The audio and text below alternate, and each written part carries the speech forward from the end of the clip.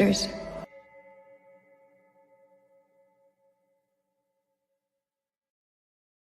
Yo, what's up, everyone? Welcome to Diabolical Souls Presents.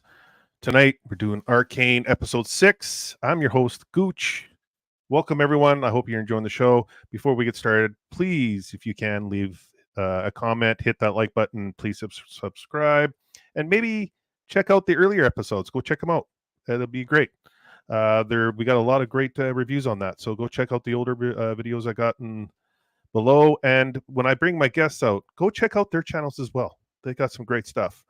So without any further ado, let's get these guys on here. Let's bring out my co-host here, Mr. Amateur Analyst.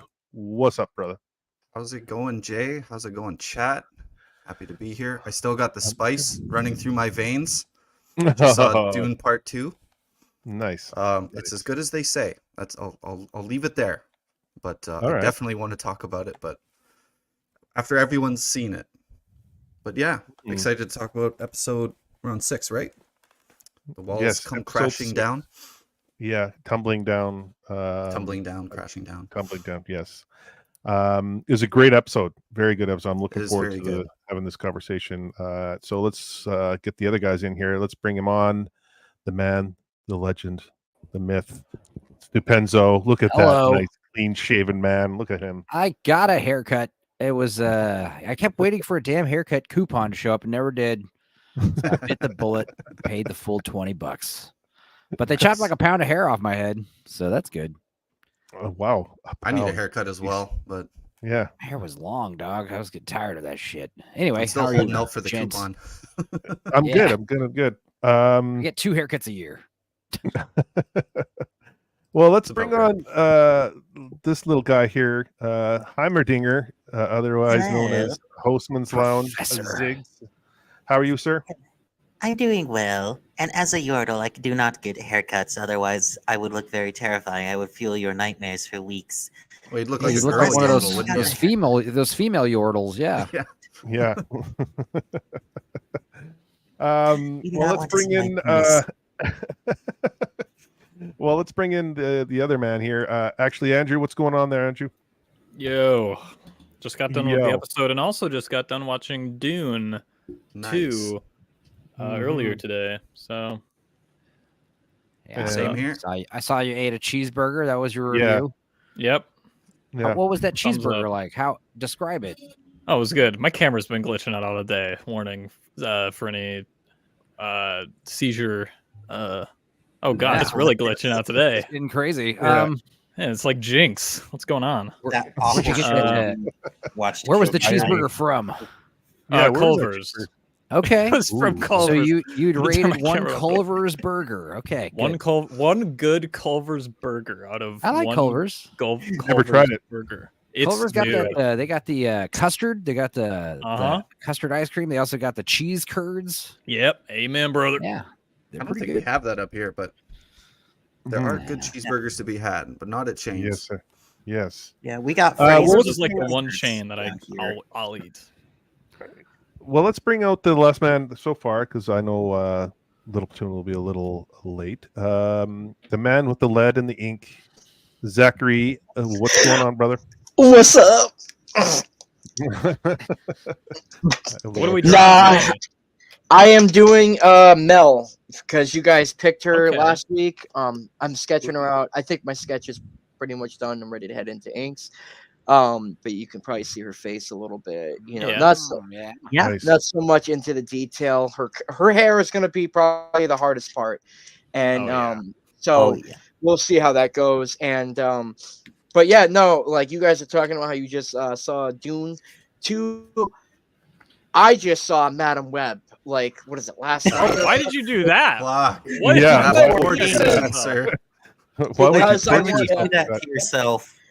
Because I wanted to go ahead and have a good time laughing and stuff. Like, so my girlfriend and I took, me, my girl, and my daughter, we went and, we smoked, we did a little puff before we went just so that way we can get an extra boost.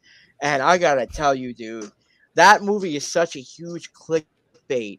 I was so stunned as to how terrible it really is. And it really does make movies like Morbius look like masterpiece. So, that's all I got to say It on was to written that. by the same writers as Mhm. Morbius. Yeah, it is the same writers. At least Well, one of them, I think. We have one So, more guest. hey. Let's bring him on. Sorry, Andrew. Before we start here, let's bring on the man from across the pond, Mr. Little Platoon. How are you, sir? Hey. Oh, Good shit. evening. I'm okay, thank you. How are you? I'm good. I'm good. Long time no see. I just saw you last night, so it's all good. How's it going? Yeah, all right. Busy time. Yes. Do you like my new haircut, Platoon? Chopped it all I off. actually can't tell because your background is so dark, but I I'm know. gonna say Where does yes. his hair start? Keeps it good. I just said yes to be nice. I can't see it either. It's okay. It's out of my face forever. I'm happy Listen, about it. Your hairline is good. That's all that matters. Yeah, it's Oh, better yeah. than mine. Well, let's get this party started, shall we? Episode 6. This was I really enjoyed this episode. This is one of the better episodes, to be honest. Another good Yeah. episode. Wow. Well, Yeah, really. Yeah, What- another good dark episode. time in Yeah. our nation's history. Very sad. A very sad day indeed. True. You've been dethroned. Well, we start off By with my own pupils. That happens in Um, this episode, doesn't it? Damn. we start off with a little boy. Like A obviously, good- it's a. Go ahead, Andrew. What was that? It's a good Flashback. Another Excellent one. flashback. Yeah, it's Victor's Yes. turn. Victor gets his moment. Yes. Better Backstory. flashback than Madam Web. Fuck. Is I that think PTSD flashbacks are better than Madam Web. No, it's straight facts, man. But something I noticed this watch through that I never noticed before because I didn't know her name. The little girl that is sort of peeking on him is named Sky, who is the girl that is her Oh! assistant later on. You didn't know that, Andrew? Oh, what? No, I knew that. No I- way. I, I, learned it didn't on. catch that. I learned it on rewatch because I had captions on, and then it says like background kid number 3. Hey Sky, okay. and I was See, like, I what? went and bought myself a pair of headphones that aren't absolute trash, so I could hear it when I watched it this time. Yeah, there you go. Kid number 3. Yeah, it says Sky Grunts on the subtitles. Yeah, wow. Oh, there you go. Yeah. Wow. Man, bro. Yeah. It's a small world Uh, after all, gentlemen. Yes. I love this flashback. So yeah, we see Victor with his creation here, this little boat. He's putting in the water, and we see him walking in the disease that's taken over him here, as he's like obviously a cripple, and he's trying to catch up to the boat, and trips and falls, and then he starts to go Outpaced into the by his own machine. inventions. Yes. Yeah. Another thing I like is when Sky, when Sky looks down at him, instead of acknowledging himself, he points all of his focus and attention to the machine. Like, look at this thing I made. Sort of recognizing legacy that he has in the future when he's talking about legacy later on. He cares more about the things that he makes than himself. And then retroactively that makes him care more about himself because him surviving allows him to have a better legacy and able to improve lives. The mutation must be preserved. It's kind of like comic book creators. We care more about our work than our own bodies, our own health. Telling stories is what's more important to us than anything else. Yeah. So yeah, he's crawling through the caves and he comes across this older gentleman right here. And you see a creature, this little salamander kind of creature crawling around. He's this one right here. He calls it. It's a big axolotl dude. Yeah. And what does he call it? He calls it a mutant. Yeah. A mutant. Yeah, a rare mutation that he cultivated. Rare mutation. Yeah. And I forget the name. It's like Evo or something. Rio. I think that's Rio, something like that. Yeah. Her name is Rio. Another thing I like is Singe is looking at the toy or the boat that he Mhm. made, and then he's like, "Why don't you play with the others?" And then Victor doesn't talk at all. He just kind of like looks at he doesn't himself, and answer. he's like, just like, well, yeah, look at my legs, bro. he kind What of do you just points want? at his leg. He's like, "What do you want me to do?" Which is nice. Well, I suppose you want to know about this giant salamander. Come on over here. Shut you. Yeah. You know, that Um, scene where he's running on the beach, that kind of got to me. You know, for him to get that quick moment of, freedom out of his own body, and, Mhm. just for him to quickly lose it in a second. It's like, damn, dude. I Yeah. feel Well, you. also, the neat part of that is in this flashback, there's the boat, and he obviously gets outpaced by the boat. But in the scene on the docks when he's running, he find like there's boats in the background, and he's running faster than the boats, at least from our perspective. So yeah, it's neat visual storytelling. I like it. It's very well done. The Singed, you see Singed like as a young, like he looks like he's in his like late 30s here. Mhm. Yeah, he's already starting to bald. He's got my already starting to bald. Well, yeah, and then he's like inviting the child to to learn. Like he's like, you want to be a part of this, and he's like invites him into the home, feeds the little mutation here, um, which we're going to come up to. You want to It's so assist cute. me? Yeah, you want to assist me, and Victor's like contemplating it for a moment, and then it's just like, yeah, I do want to assist you, and then Which he isn't gets- creepy at all, I'm sorry. I'm thinking of Singe as like a young 25-year-old guy with a really cheesy Morgan Wallen type mullet. He's like, like Victor sees a picture of him as a young guy. What's this? Nothing. You don't need to see that. Quick hello to everyone. Zax, I just want to mention Zax wants to be here, but his voice is like dead right now. So, what's up, Zax? Go check out his channel. He's got a great channel. He's a great guy. Go check him out. He's my brother. And then we have, we have this where we're moving. I think this is where we move forward, right? Present day. Yeah. Present day. Yeah, Where and we I got like how it, Heimerdinger. I do like Different how time. it cuts from Yeah. looking down at his boat, and you see like the little cam design he has in there, and then it comes here where you see the exact same cam design just scaled up, sort of like roaring around in the background. I thought that was kind of neat. And then Heimerdinger has the line, "Some things never change," and I was just like, oof. They really thought about like every transition. It's kind of cool. My question to you guys is, because this, as big of an open world this show really is, they have a tendency to really bring all the characters that are major players into a smaller world. So like, how do you guys feel about that? What do you mean by small world?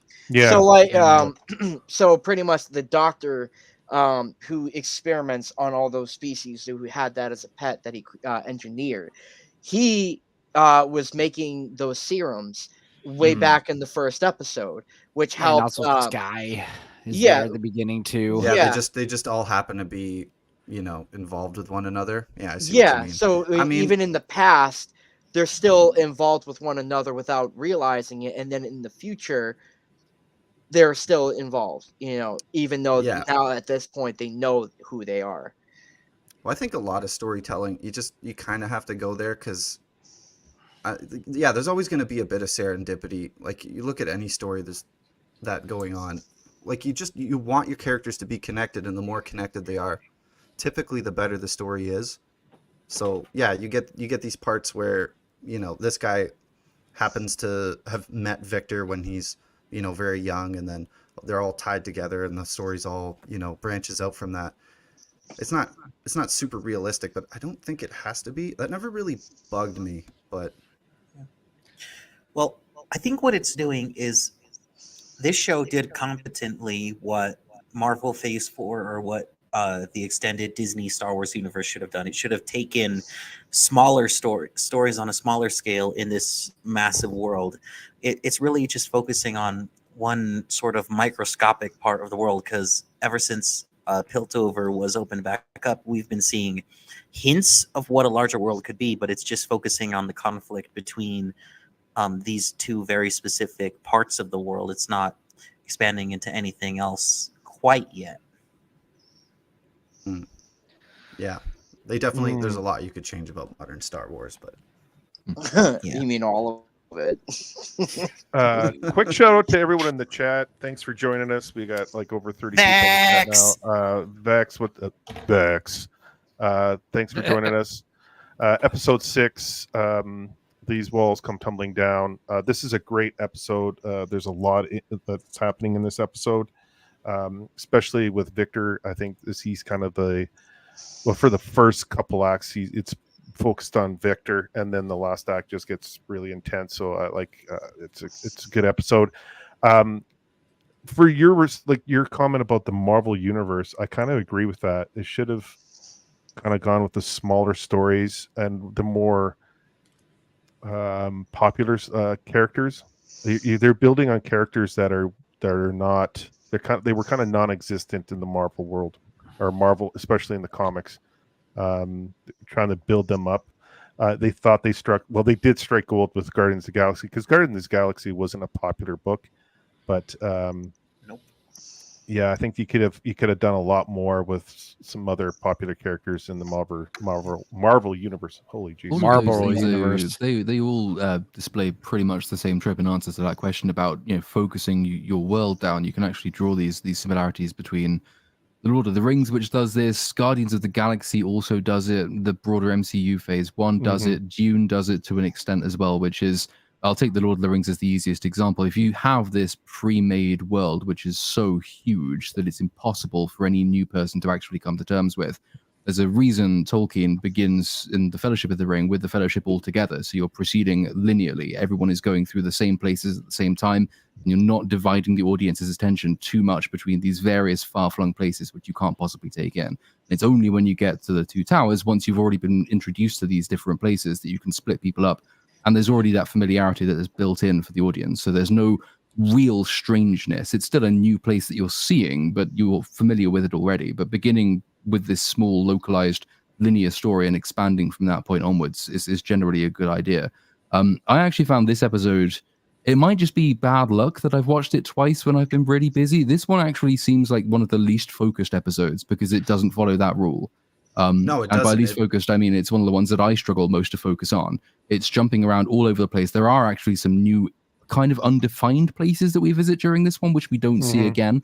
And we go so quickly from place to place to place to place to place that I personally sort of drift off in this episode, with the exception of the big set piece battles at the end, and then the one big story development with Jace. Otherwise, it's so all over the place, it sort of loses some of that cohesion. Yeah, it does cut around like crazy, and you're jumping between like huge plot events, and they're trying to cover just every perspective, like one after the other, really quickly. And yeah, if you're not paying attention, it could be pretty hard to follow. But I mean, this is probably the 6th time I've seen it, so I'm just. I enjoyed this episode. I liked the bouncing around, to be honest, because I just felt like it was kind of due, if that makes any sense. I felt like we needed to see more happening outside just like a Vi and Jinx. Yeah, it's definitely like at this point, the bigger of a fan you are of the show, the stronger that sort of storytelling becomes, because like you don't need to have a lot spelled out for you. But if you're just watching it casually, like I always hazard against intercutting really fast, because you're demanding too much from your audience. You can only really get people to focus on one thing at a time.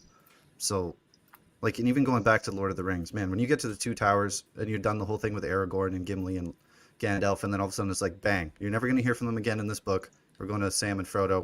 We're going back in time, and it's like, that's really bad pacing. But I mean, this is sort of a more minor example of that. But well, as much as Game of Thrones is a success and how good it is, I felt like at times where they just did one episode on one family or one character, and then the next episode was focused on a different family or a different character. I felt that you kind of get lost more because you're not like I felt like you're vesting your time, if that makes any sense. Like it could have been split up better. Like I feel like episodes could have been split up, and like you could have divvied it up a bit better, because each episode, like how am I going to phrase it? When you're watching one episode and it's focused on the one family, and then the next episode, like it's on the other side of on a different part of the world, and you're like trying to remember what's going on with that. Yeah, you have to pick up the portion, threads of the story you left off. You're constantly picking up sticks. Like you're trying to. I felt like I was getting more lost with that than with this. It was, and if you don't like one of the storylines, it's just like, oh, fuck, I got to sit through this to get back to the part that I actually care about. Yeah. Also, there's not really a whole lot happening in this episode if you break down all the plot points. It's kind of, takes place over a short period of time, except for the flashbacks. And I mean, it's literally like you could count the plot points on like one or two hands on this episode. Yeah, which is a good thing or a bad thing, depending on who you're asking. I don't mind it. Yeah, there's a few plot points, but But I think I don't know. For my opinion, it's just my opinion. I'm just a schlub here. I felt like it was due at this point, episode 6. But I hear what Platoon's saying, and I could see his point. Heimerdinger is talking to Victor here. And, obviously, he's talking to just mentioning, I'm sorry about the, your illness. I heard the outcome, and that looks very bleak. And Victor is just kind of reminiscing about the good times that he had in his life. And then we get into this. I think it's the intro here. Yeah, let's skip that crappy intro. It's a good intro. Bad song. Yeah, I was gonna say, hold on. Hey, hold on. No, the intro's good. The video is good, but the song is just throws me off. So now we get to this portion right here. Fight me.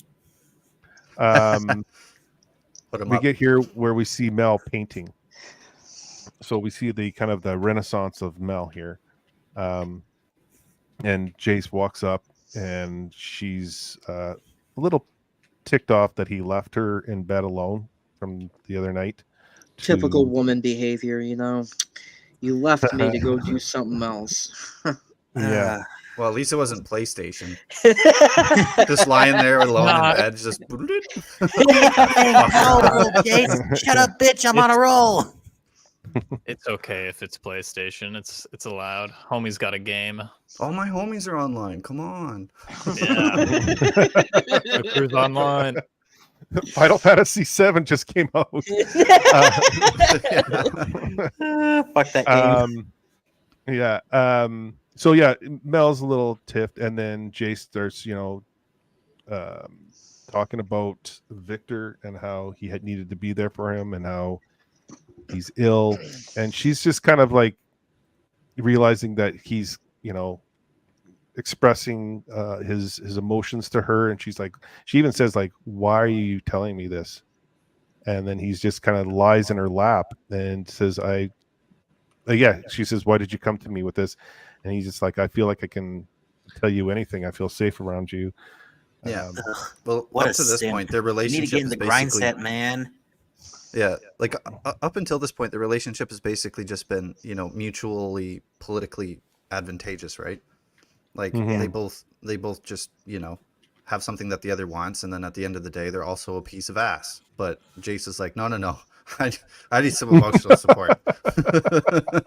Yeah. Which, Mel starts to actually relate to the guy in the scene, which is kind of cool. It's like, I'm an outcast, and like we should actually kind of maybe know a thing or two about another.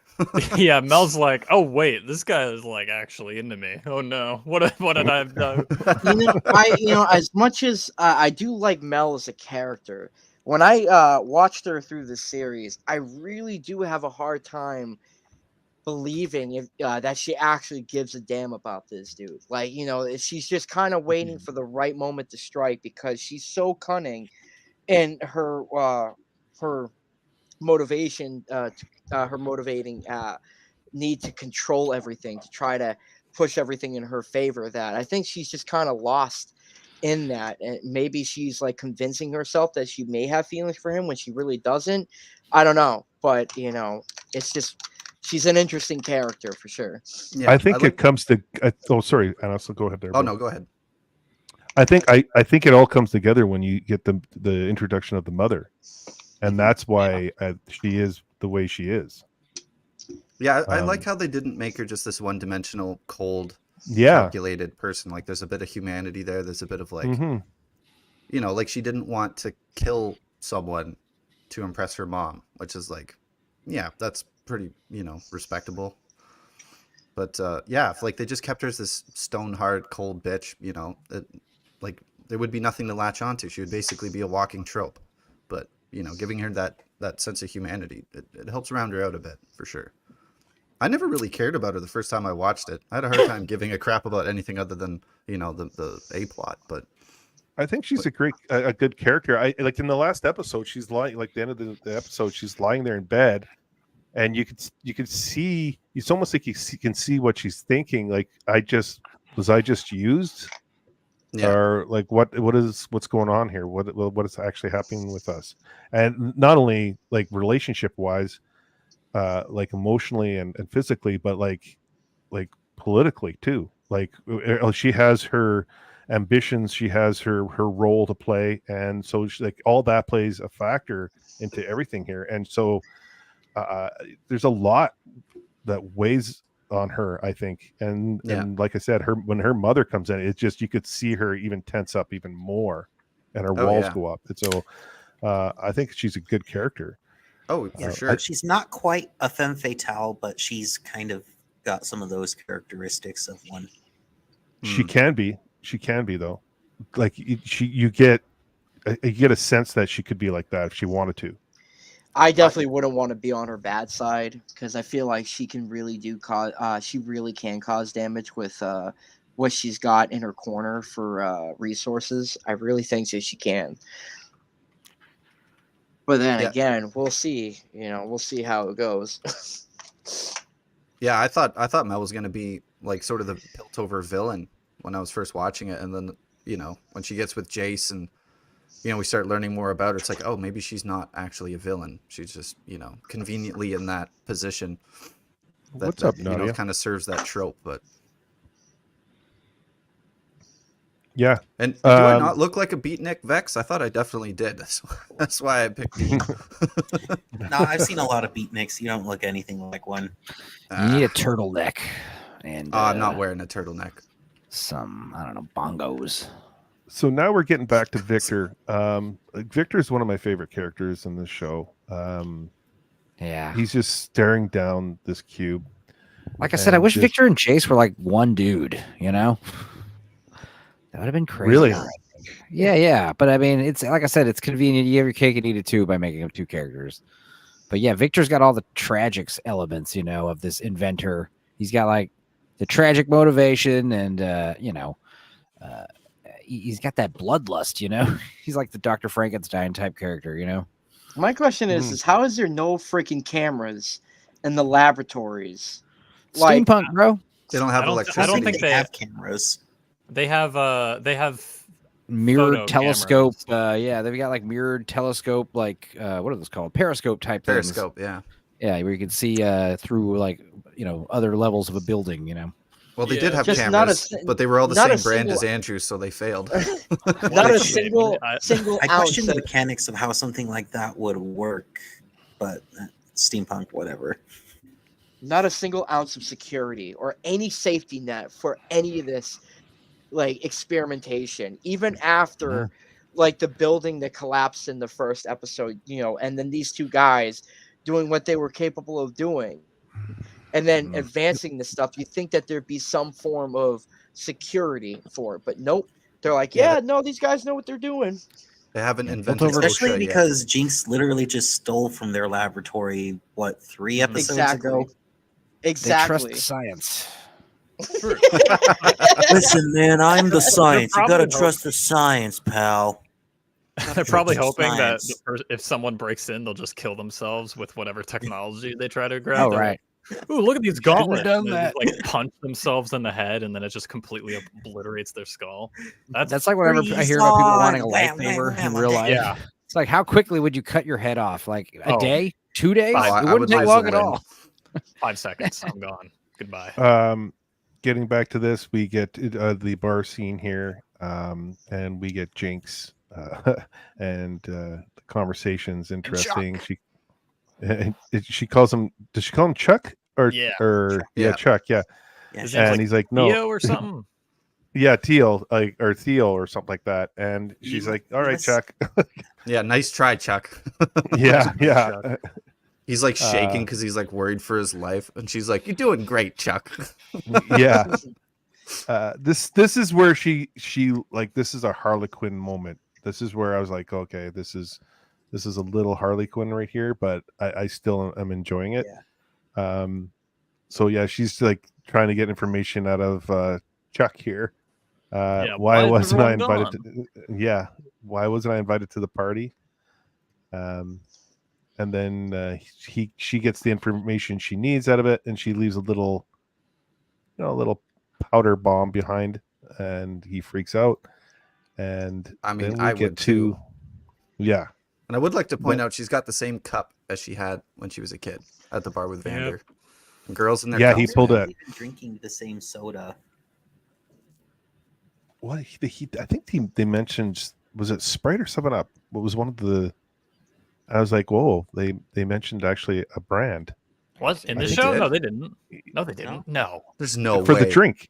Yeah, No, I'm positive. no. Well, it's I- orange, No. so if anything, it'd be like Orange Crush or something. Yeah, it'd be Crush, dude. Crush. That's what's in the show. I am My going name is No to. Chris shot. Shaw. This episode of Arcane is brought to you by BetterHelp. Like, Have trouble with your security? Well, not again with NordVPN. I'm gonna see if I can find it here. I'm pretty sure he mentions like In the bar scene, I his just name's marked it Therum. down. Yeah, his name's Therum. There is no. Let's try I didn't say anything. I would have definitely noticed the word 7-Up or So Sprite. 7-Up or Yeah, Sprite. dude. That would Ah, have been Jigs. so Here's jarring. your- No, in fact, I Dr. noticed Pepper. what the thing about the scene. It's like this classic movie trope where like nobody, she doesn't really even order a drink. He just starts making her a random drink. It's always like in movies where it's like, give me a beer. They don't ever ask like what kind of beer, bottle, draft. Does it matter? No, never. I thought that was just an American thing. Y'all drink Bud Light or something. Yeah. No. I also love in movies when they get the drink and they'll take like a sip of the beer and they're like, all right, let's go, and they'll just leave their beer right there. Yeah. You know, Or it's They like, never it's like, all right, close well, shit. doors. You never see They the nev- part where they're like, let me chug this, please. Let's go. They don't Yeah, go. they never close the door and they never say bye on the phone when they hang up, ever. I've never seen it. Yeah, I'm sure it's I don't happened, do but that anymore. Gives him a grenade. So now we get to it was someone's up like that. I thought Oh, yeah. I heard it quickly and I It's- thought it was 7-Up. 7-Up. Did you say you got to fight in with Savica? Yeah, that's what she said. I think Yeah. Here, Yeah, Jinx, something's here's up your with Dr. Savica. Pepper. maybe. what's you my said diet, Svedka. Dr. Kelp? So now we got Caitlin and Vi. Dr. Heimendinger's soda brought to you by Yeah. the council. man, after watching Madam Web, I have expected this to be a Pepsi sign. Oh, dude. Oh, Dude. I should never have brought it up. Too late. Yeah, no kidding. Jana's in the house. What's up, boners? Welcome there, Jana. We What's up, boners? Man, Jana why can't have we it? just- Does Jan- Boners. yeah. Boners are always up. See, I see bonars Yeah. with an A. we got Especially about if you 40 get bitten people by in a the chat. Brazilian So spider, then it doesn't go away. Does Jana have any funny soda stories or soda jokes? Huh? sponsor of the Gooch. Yeah. Yes, get the psycho teenager a sugar rush. Nothing will ensue. Yeah. Yeah, we'll Give her a Uh, 5-hour energy. Adam Knight, thanks for joining us. Yeah, we have a lot of stuff going on there.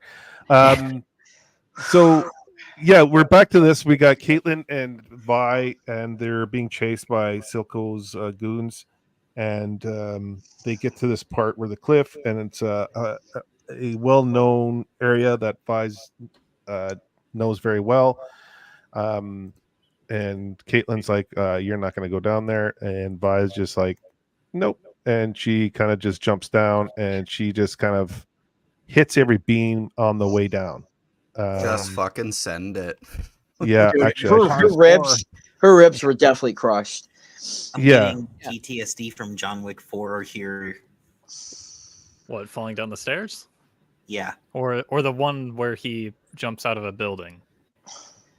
The one where he jumps out of the building. Oh my God. I think that's 3? Maybe? I don't know. They kind of blend together after a while. Yeah. Point is, doing which one it's parkour is very difficult when Woo! you got stabbed in the belly. Ouch! Oof! yeah. Oh, Yeah. ouch! Ouch! That's what I thought of the Wile E. Coyote falling down the cliffside. And then we get Caitlin looking down, just like and kind of in shock that she just jumped down, She's and like, so she "Whatever." goes, yeah. And then we get this The Drip introduction. Kings. The Yes. Drip Kings. This is a great scene too. Now we're back to. There is a lot of bouncing around. I just realized, like, wow. Oh, she's so hot, dude. Savika? Yeah, Savika? hands Yeah. down. Yeah, Hands we down. already went over everyone's weird kink She's on pretty which handsome. character they're into. She definitely gives me the Apex Legends Mad Maggie vibe. Oh, She's like 100%. the most yeah. Oh, I can masculine see that. character Yeah, in the yeah. entire show, including the man.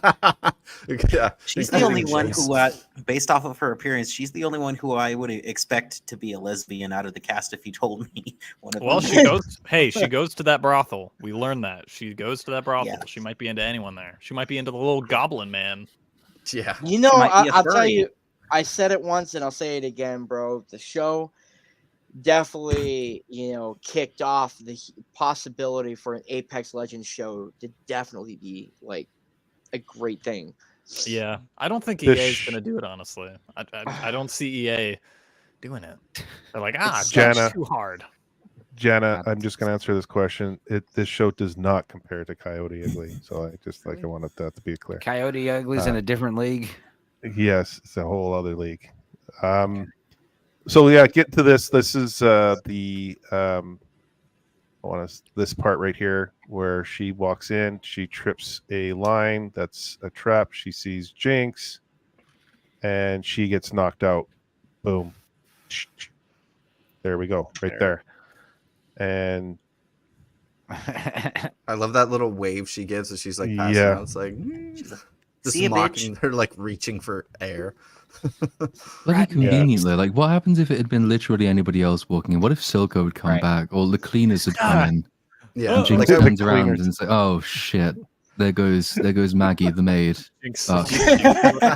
you're in the underworld, and you're thinking cleaners. Oh, I'm just picturing a little old lady who looks like the clean. Oh, my heart. Yeah. No, you know what Jinx is doing? She's in that attic or like that upper like catwalk area that she hangs out in, looking through a little peephole just to make sure who's coming, and then she sets the trap real quick. Yeah. She's probably got 10 bodies hanging along because she's like, oh man, Yeah, all I the gotta set first this up attempts. again. Yeah. yeah, I always thought it was clever the way she went around like trying to figure out who these girls were that she's being like shunned from, and like it's a bit of good investigation on her part. But yeah, if you think about it too hard, it's kind of silly. But still a good scene. I like it. Especially when she like pretends to be traumatized by like the revelation and she like kicks her. Achoo. This line was great. I feel like you and I got off on the wrong arm. Like, Yeah, let's get. She said Great something line. about doing the other arm. yeah. She's like, yeah, haha, I blew up your arm. And look then at the she's- imagery in the Your knife. sister. Yeah. She's She finds out that Vi's alive. They should have dragged that shot out a little longer, I think, because it's very easy to miss. Yeah. I think that's kind of like the style of like Jinx's little glitches. Yeah, but it's kind of a cool reveal. You think they'd want to show that off a bit better, but Yeah, I don't know. it kind of fits with the episode 4 when she sees the pink-haired girl, Firelight, and it flashes Vi's face, and you're like, wait. Yeah. So, What's this piece of shit doing on my screen? Marcus. So yeah, Wow. Marcus is walking into his home. And he sees oh, his look, daughter my playing. child playing. Yes. Hello, and- What daughter. could possibly go how wrong? wholesome. Imagine Oh, that as a no. father just having a straight Yeah, fucking go heart back. attack. Go back and play the reveal. I'm sure you could do it. Yeah. And there's one there's more. Timo in the book. Ooh. Fuck, I Oh. hate that guy. Yeah. I knew this guy in high school, I swear. This guy? I don't know. Lazy eye. If this Shittiest guy bass player was I in ever the met. same room as my daughter, I'd probably be setting off every single rape alarm you can think of. Just piss off that vibe. Oh man, God. he definitely is into feet. Just Yeah. I can tell. Yeah, he looks like he hangs out with Tarantino. Feet. Damn. Yeah. You're gonna kink shame all the feet bros. Yeah. So Silco is Yeah, hanging sorry. out with Marcus's daughter. Can't you see we're playing? And Marcus is in complete fear now for his daughter and for his family. And then Silco starts talking about Vi here, and he thought she was gone, and finds out that she's back and released. And I think even Marcus is kind of in shock that she was released, and so she's in the lanes. And so Marcus, I love how Silco's making this like double meaning to this story. He's like, I wanted her to go with her dad to this very special place, and then Marcus is like, well, she got there safely, and then he's like, she's in the lanes. Like completely breaks it, like, you messed up and I know it. yeah. And then he's Marcus is like, I'm gonna fix it. And I think Silco talks about how I don't stand for mistakes, and I think he's already. I think I can't. I trying to remember the episode, the scene where I think he says like, you've already made a mistake, one more, and like he's kind of hinting at the family. He's gonna kind of go missing. He says, we all make mistakes, but what's important is that we don't repeat them. And then he looks at his daughter. I thought that. Yeah. It's weird because quite a few people on his crew has made mistakes already, throughout, coming up. So it kind of shows that as he's gotten older in his age, he's giving them like more chances without killing them. It's showing a little bit of his softer side as the guy who's running the show, but at the same time, like, where is it gonna, what's the thing that's gonna trigger him to kind of like be more ruthless? Yeah. Which I'm just gonna say, the way he's framed in this scene, he looks kind of like Nosferatu the vampire, just a little bit. It's the collar. Mhm. That is an 80s as shit collar. Oh yeah. Yeah. It's popped and ready to rock. Yeah. So yeah, Just all the gold trim on all the outfits that he wears is so baller. Yes, it is. Man. Well, he's the new crime boss. He's the godfather, like pretty much of the underworld. So, and then he just quickly mentions Caitlin. That ring for everyone to kiss. Yeah. That I think that would have been too cheesy. I think that would have been a little too much. And then he's just saying they can't, be allowed to resurface, obviously. So he wants them gone, and then he's, ruins the little house of cards there for the little girl, and then we're back to Victor here, and Victor, the plant thing. I like Amateur or Andrew, because you guys really dissected this with videos. Like the plant thing, I where did this even come from? The plant thing, because like it just all of a sudden appeared. The rune? Yeah, this little vine thing, this little plant that comes. They put life into it and found out that it reacted to life. So they like put a seed of a plant in, and then it just grew vines, and kind of just like it grew out of it. The rune gave those seeds life. Yeah, or but the those second it pieces. branches away, it dies. Mm-hmm. I always saw that as like a druidic blood storytelling magic, device. basically. Yeah, Did it's we just sort see of him like put a seed in dangling there, the though? carrot in front of Victor. We didn't see him put a No, seed we don't in see there. it. It just cuts to this, and then Yeah, is It's this them the scene doing the where he's showing experiment. it to Victor, or sorry, Yeah. to Jace? Yeah. to Jace, yeah. It reacts And- to organic matter. This reminds me of Yeah. like two like college sophomores in their dorm room trying to grow weed. yeah, yeah. That's what Yeah. this scene is. It's easy. It is pretty easy. Well, the funny thing is the sophomores always mess up, and they're messing up. Well, To be they're fair, bo- they can't even like, heat up a can of beans. So It's like the social network. Fucking Zuckerberg and his roommates coming up with the algorithm for the face rate or whatever. Well, Jace is excited, thinking that this could cure Victor, and Victor is kind of walking away, like, and then the plant dies, and he just says like it's happened numerous times, before, and Jace is like, well, we need to work on this, push this forward. yeah, and he has the so- bright idea of showing Heimerdinger, which immediately wants to Yes. destroy it. Yeah. What? Just reminds me of my You should grandfather never show hearing, me anything hearing like new or electric anything guitar music, and different, he's like, "That's boys." the devil." The It's snapping. problem with fucking Heimerdinger is that he's so old. He's got all that knowledge. Why can't he just simply just come out and tell him? You know, just I feel like they would have been able. Feel like these guys would have been able to listen more if he told them exactly what happened that he's seen. Mhm. Yeah. He also may just think that, considering he's so old, just giving them his word is enough to kind of deter them from that, because they would Yeah. trust that he's seen it. But I mean, desperate times create desperate men. Necessity is the mother of invention. Mhm. I think And when you then get to we're be back. several hundred years old, you start to be able to spot, like, liars and stuff like that. You could read people easily. I don't know. Yeah, for someone who's so old, he's pretty shit at reading people. Yeah. Like compared to Mel, or compared to Mel.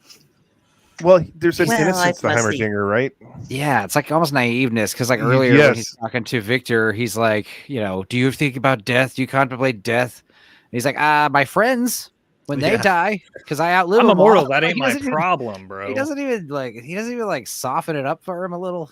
I don't know. It's a little This too comment blunt. right here, as I agree, He's like Heimer the- is such a weak character. He is. Ooh, What? It's like the he strange called case out. of Benjamin Button. He's naive as he's like a baby when he's old. Yeah. Yeah. I feel like Heimerdinger is got PTSD, and he's just afraid of anything resembling what he experienced in the past. Well, he has the curse of knowledge. Wow.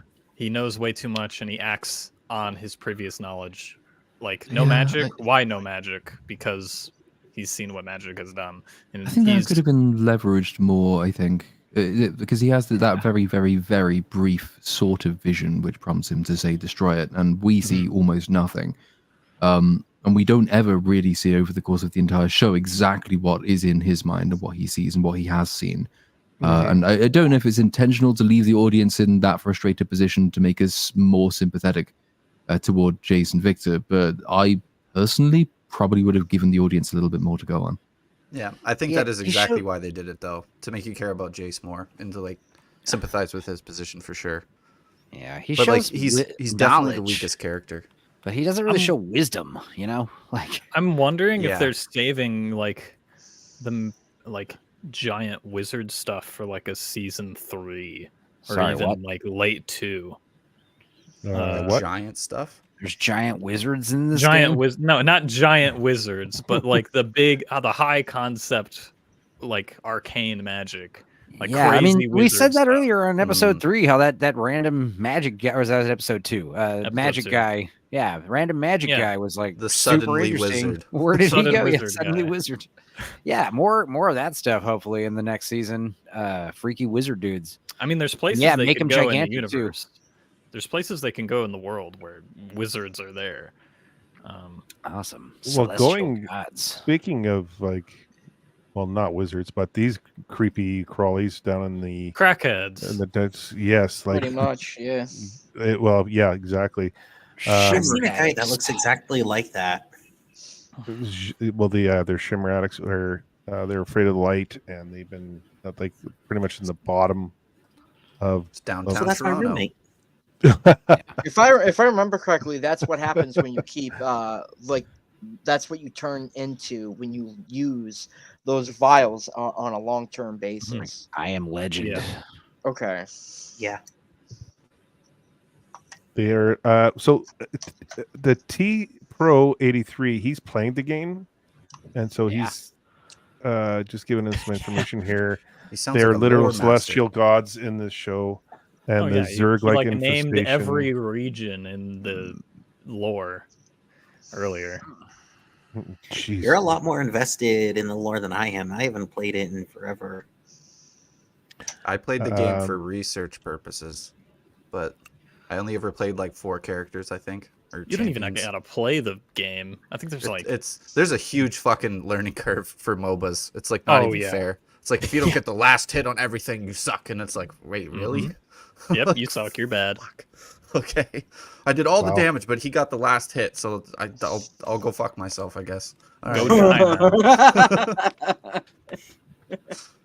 die. And then there's always that little shithead in the chat, get good, and it's like, whoa. If I see Listen, that- it's simple. Just get good. yeah, true.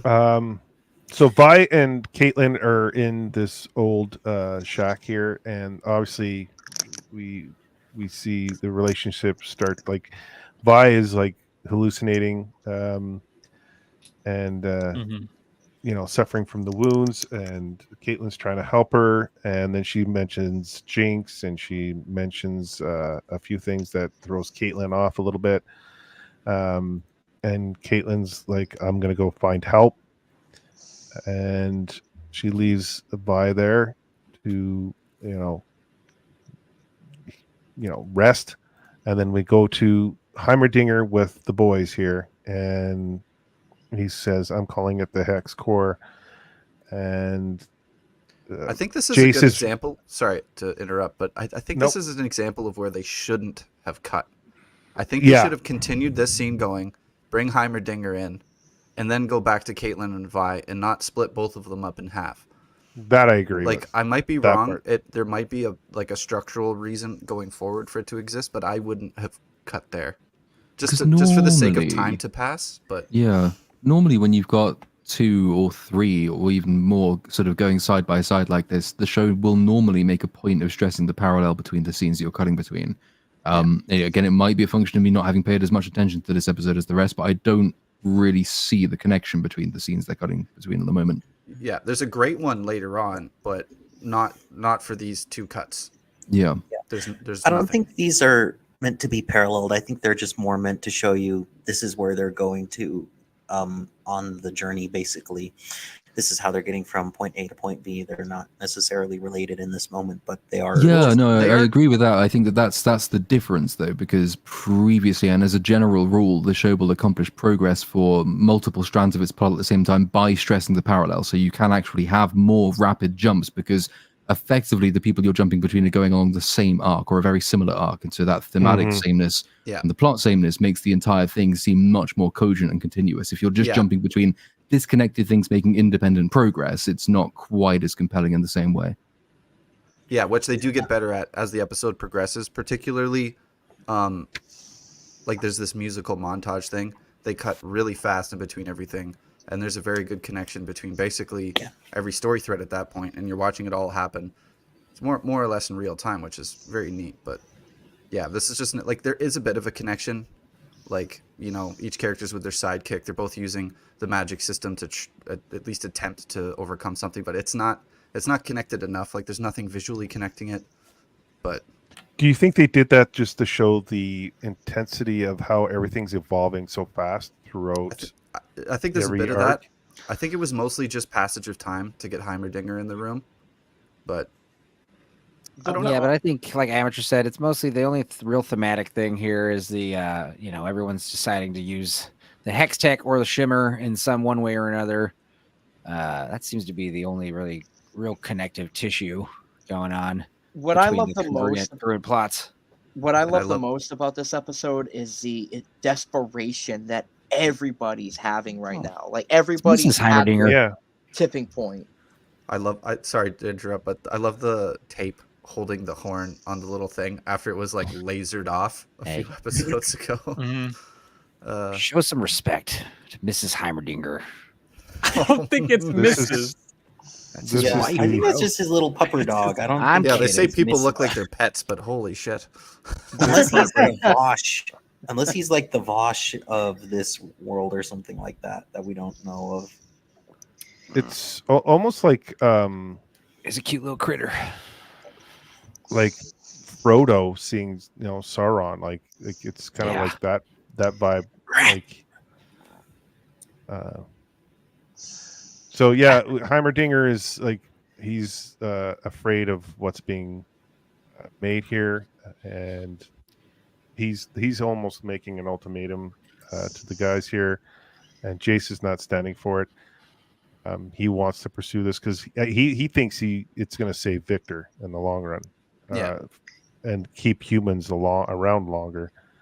He even throws it in Heimerdinger's face later on, but Well, I don't even think it's just that. I mean, yeah, those are definitely the reasons, but it's also the fact that like he's just pissed off with him. Like at this point, he kind of he stopped him in the beginning. He wasn't going to support him when the building fell down. When he was at the council for the first time, he was against that. So he had to go to extreme measures to prove to the council that this technology can work.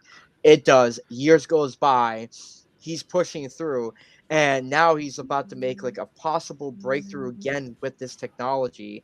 And Heimerdinger is there to try to stop him. And he's like, who the hell are you? Like you've never had my back from the beginning. So why are you gonna? So there's a little of a lot of frustration and disappointment. Yeah, like before when Jace went along with it, he was sort of idolizing Heimerdinger at this point. But this is like the second major time that he's kind of let Jace down with just his conservatism, I guess you could call it. So yeah, now he's kind of over it. So it's like, you know what, Victor's actually the reason I'm here. He's sort of like, we sort of like motivate each other in a certain sense. So, what use do I have for you, really? Like all you are to me is an obstacle that might stop me from saving my friend. So it's, it's kind of neat that they finally gave Jace, a bit of agency. Finally, but and then we're back. I just hope that Heimerdinger is proven right, because like the hex tech should be kind of dangerous, right? It should kind of result in some kind of cataclysmic. Well, it kind of does. Well, yeah. Funny that you mentioned that.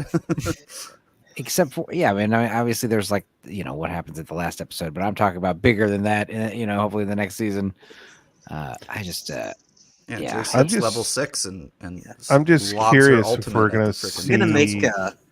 I'm gonna make an edit of Heimerdinger with Razor Fist's face on him, just going "Fuck you, I was right. Fuck you, I was right."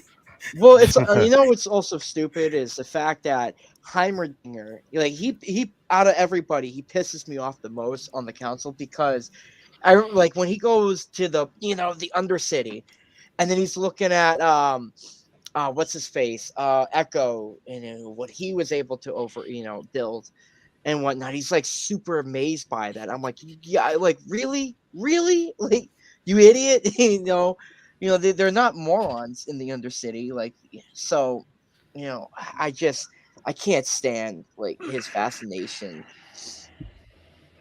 Oh, a hoverboard, fascinating. Yep.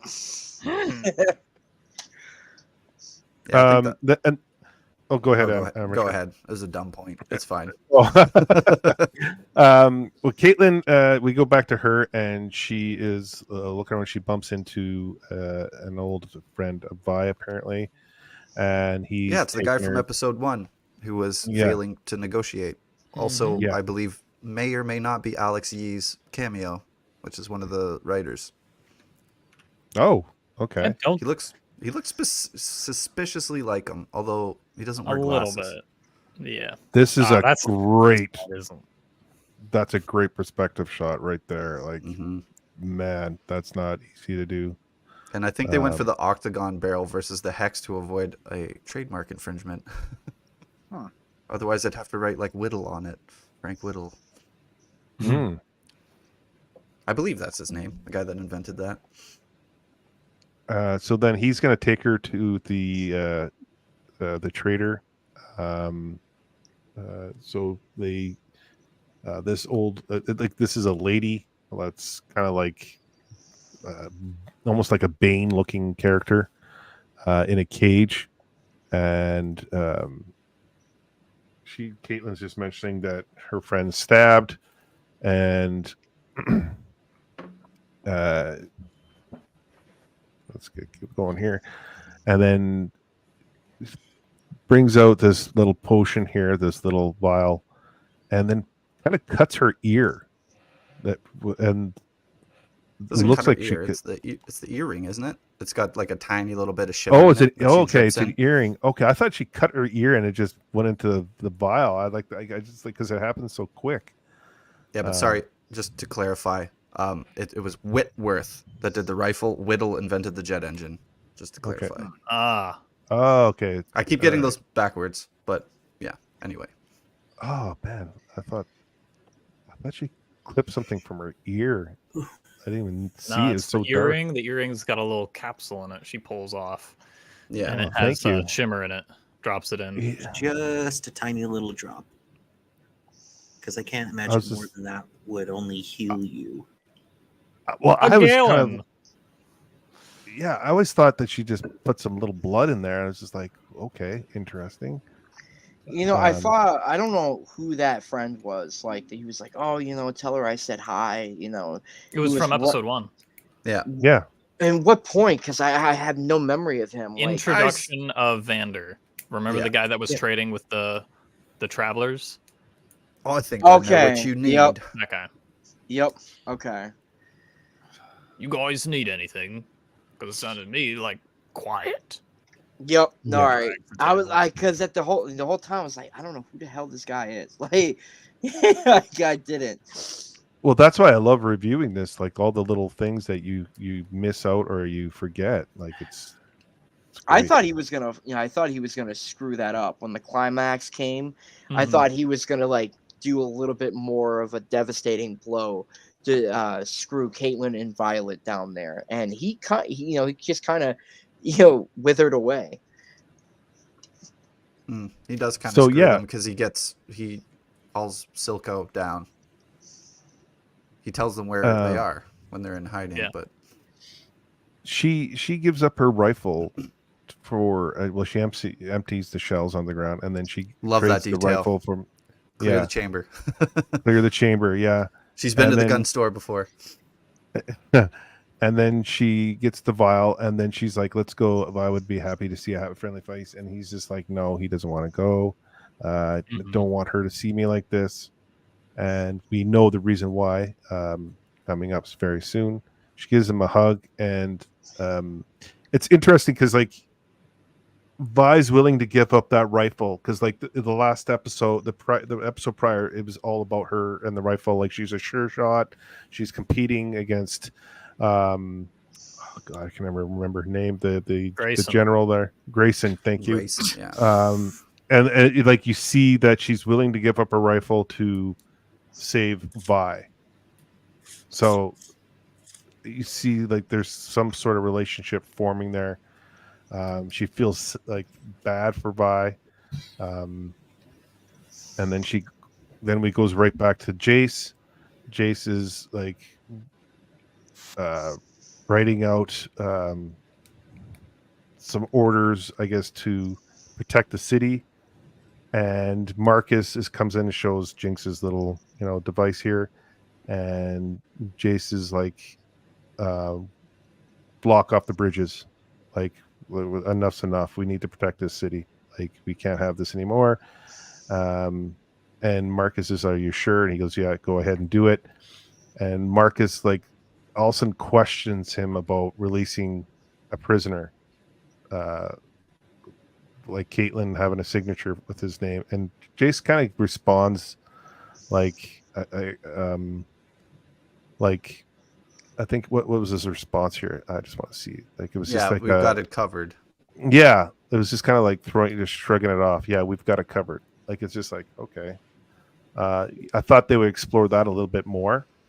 I thought he just I sort of saw that as he wasn't really paying attention, and he kind of disregarded it. Like, what's one prisoner? We got bigger fish to fry. We'll catch him on the bridge or something. I don't know.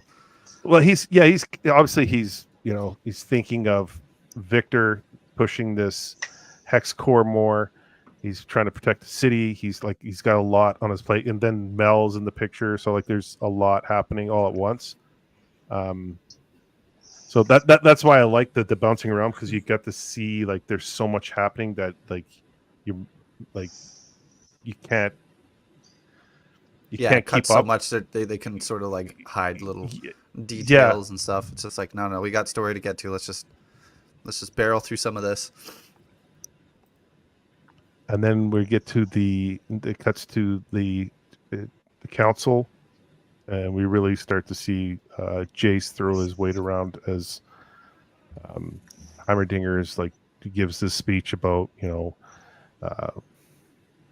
loosened our morals in favor of comfort and convenience, kind of calling out everyone like being greedy and stuff like that. Yeah, because he probably knows they're all like conniving behind his back and like making all these sort of like after council deals and whatnot. Yeah, it will take and then he says, vigilance. We must hold each other accountable. Yep. Oh, yeah. Telling politicians to hold themselves accountable. Oh, gross. Yeah, that's the last straw.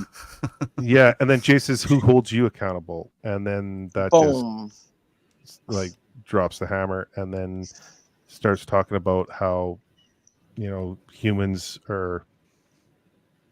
don't live to 300 years, and this could save a lot of people in this city. And then they hold a vote to retire Heimerdinger from the council, and it's unanimous, starting off with Mel. Yeah, because everyone's kind of following Mel's lead at this point, right? At least as far as the council goes. Mm-hmm. So he probably knew going into that he had the whole council on his side. Obviously, they sort of explained that in the last episode, but we did gloss over one line that I thought was kind of funny. It's almost like they were poking fun at Star Wars. They're just like, we have real problems. We can actually help instead of just arguing about trade disputes. No, yeah. No, the trade disputes are the important thing here. Who's going to bring me my glass of imported wine? Yeah, then we need some Chinese aliens. I found this humorous. Like, Vi's passed out, and Caitlin decides just to pour the vial in her mouth. She'll wake up and then drink it. Yeah. Easy. And if you go back and play it, you'll notice that when she first wakes up, and Caitlin's saying Vi's name, she sees her mom saying it, which is very creepy. And they Subtext, both have purple people. hair, and they both look very similar. And it's like, yeah, that wasn't not intentional. I don't know if it was here or in the last scene with them, but it is there. And it is the dead woman from the bridge in episode 1. I checked. Interesting. And then she's asking her who's Powder, and Vi's like, that's my sister. And we get a setup for the water tower thing coming down. Right there. Yeah. He just touches it and it almost falls over. How do you know your sister? And then she starts questioning about her family and everything, and she realizes like they're completely on their own. They had nobody their whole lives, pretty much. And so Caitlin's like feeling really sympathetic for her, and it's like, what? You didn't have any parents? Like, no, enforcers killed them. And it's like, oh shit, okay. Yeah, you got. And then Kane's like, hey. And then Vi walks outside and sees Silco. Silco gives a little talk to you about what I'm horrible with remembering the dialogue. He's antagonizing her. Yeah. He's like, yeah, but he mentioned something about Vander's prodigy. Yes. I thought you were his star-studded pupil, but Jinx is I freed her. Yeah. Jinx is worth more than I ever imagined, or something. Mm-hmm. Yeah. and then he gives these to what's his name is there. He was in the background. He and Silco gives him some shimmer for ratting her out, and then it jumps to Jinx, and she has a little hex ball here, and she grabs the flare, and she is about to flare it off. These three have gotten the shimmer. They're now going to get into a fight with Vi, and Caitlyn's trying to kick or push the beam to bring it down, and then Vi just runs inside and punches it. One punch, and the whole thing starts to come down. That would have been like that scene in Avatar: The Last Airbender where Sokka, I think he like punches a beam and then his whole body's just like, and then he falls flat on his back. Do we know what this symbol means at all? It's probably has to do it's with the Freemasons. It's the Illuminati. They're turning the freaking frogs gay. Well, that is true, but this is definitely Silco. Silco, that's Silco's eye. I would assume so. Silco's got a weird purple orange eye. This is a weird purple eye. It's the same thing. Yeah. It actually kind of looks like the logo for the role-playing game Neverwinter Nights, now that I'm thinking about it. It also is similar to the logo above the last drop. Yo, Hypnotic, thanks for joining us, bro. Hypnotic's in the house. Hypno. So yeah, then this thing starts. The tower collapses. Silco is just pissed right off. He's just like, this is like the one moment he cracks in the entire show. Yeah, and just beats up everyone. Jinx. This is a moment where Jinx has like a flashback herself, and Man, I love how she pulls the flare and shots. Yeah.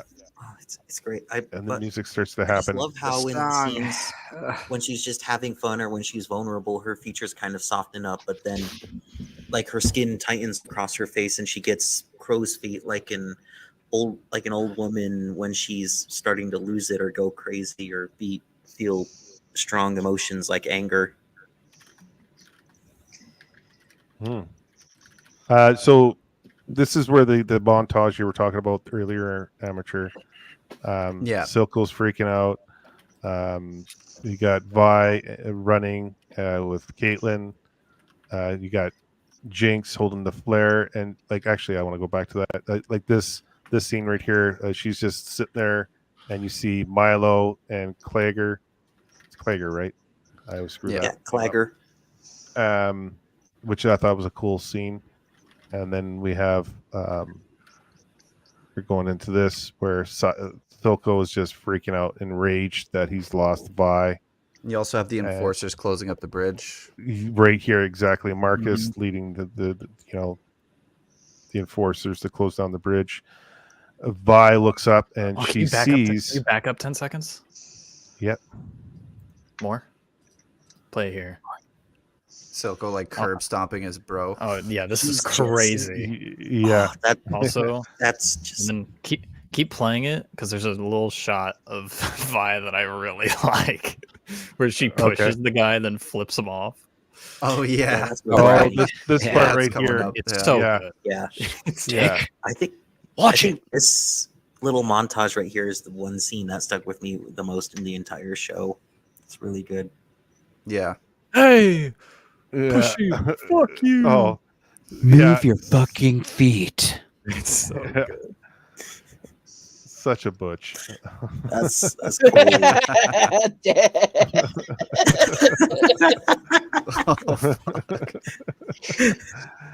What's up, Cannoli? Thanks for joining us, Cannoli. It's just like a total butch shot. Oh god. That's just cold. And Silco in the middle of his eye, right there.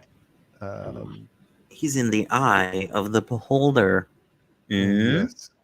I was trying to make a joke about that, but now it's already been said. I like this. This is such a great shot. And Let's the go back artwork one in this slide is for a second. Bridge is coming on. I love the shadows the here. lighting. Yeah, the lighting. Mm. Yeah. Not made in engine. That is drawn. Very nice. It almost looks real. When you get the shadows right, it just suddenly looks real. Yep.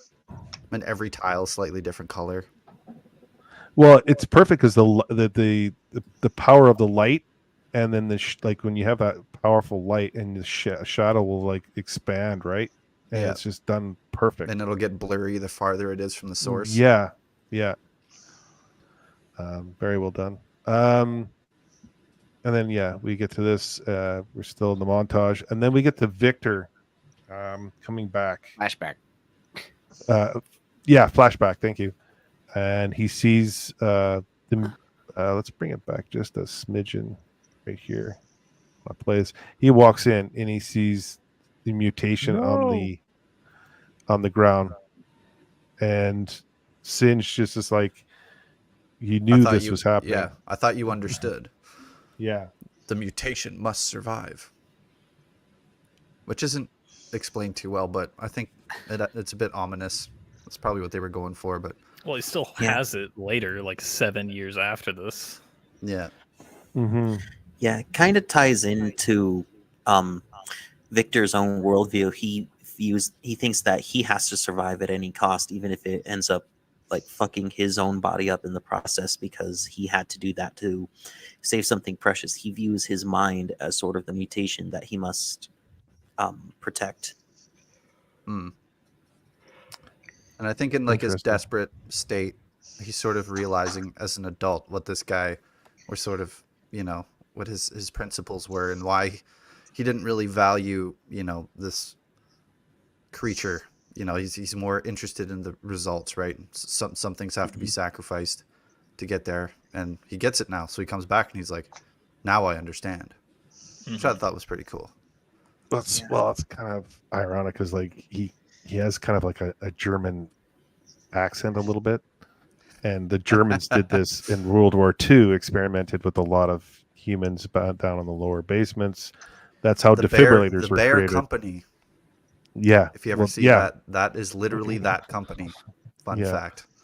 That's how defibrillators were created. They crack open humans' chests and they would stop the heart and then start it again with like electricity and stuff like that. They did a lot of crazy thing in the basement. So, So that just Singed got is real quick. Well, it's a good portrayal of Singed. Like he kind of has that vibe to him. Like it's. You guys should see the movie The Men Behind the Sun. You guys would freak out.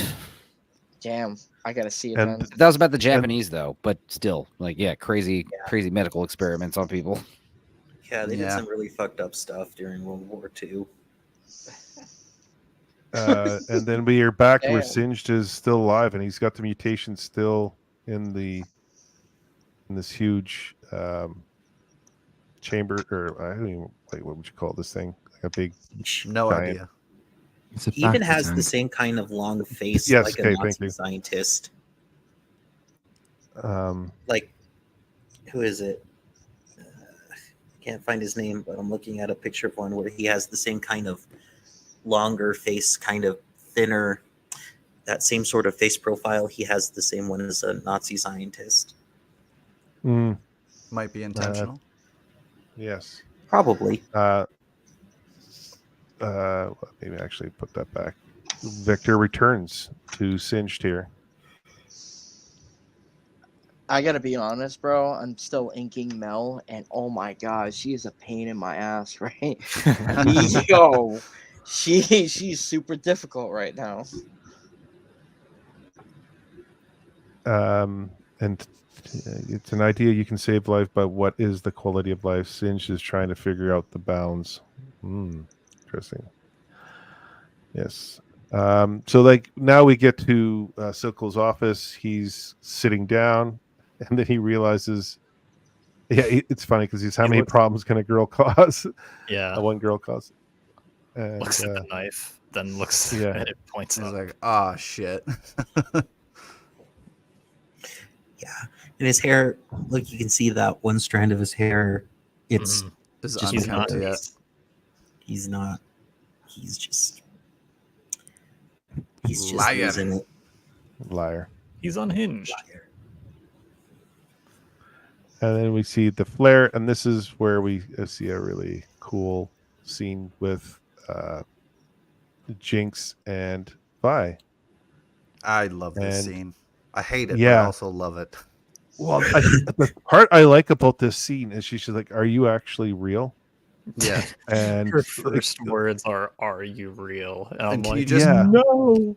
Can you just play the Yeah, part this is- where Jinx like hears Vi's voice and turns around, because you can actually see her pupil dilate when she notices that it's actually Vi. It's kind of a neat touch. It's very subtle right here.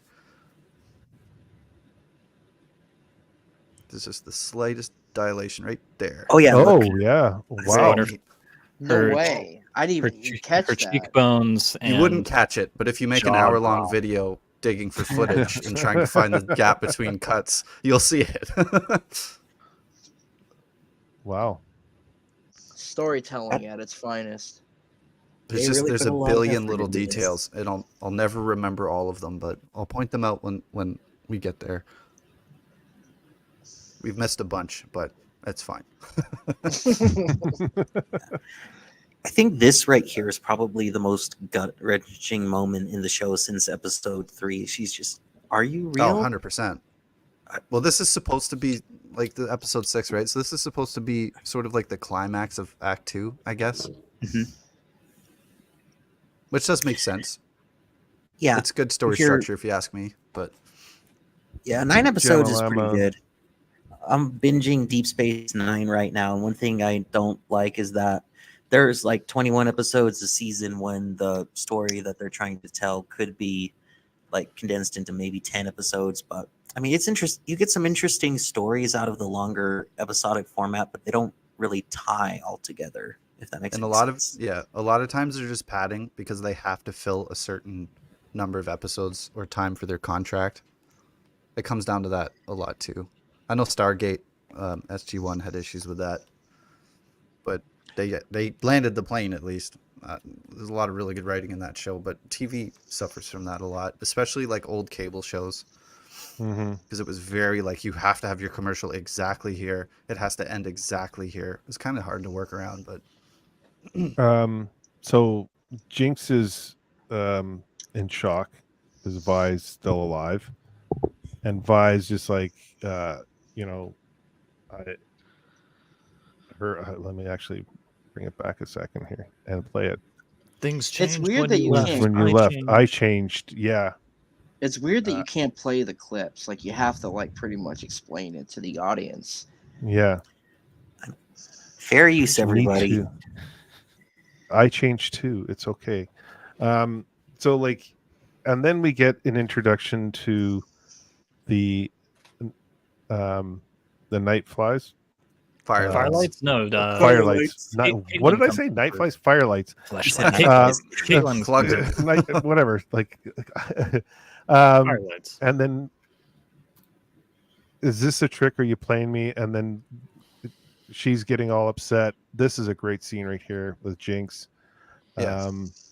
Well, she's assuming that it must be a trick, because like how could it be true, right? The only person that I trust said otherwise, and like as far as she's concerned, everyone she's ever met has lied to her, which is why she wrote liar all over Savika. It's the one thing she can't stand, because it's it's how her interactions with everyone in her life has been like that. So it does make sense that she would revert like this, especially when she sees an enforcer, and it's just like, oh shit, like now she has no idea who to trust.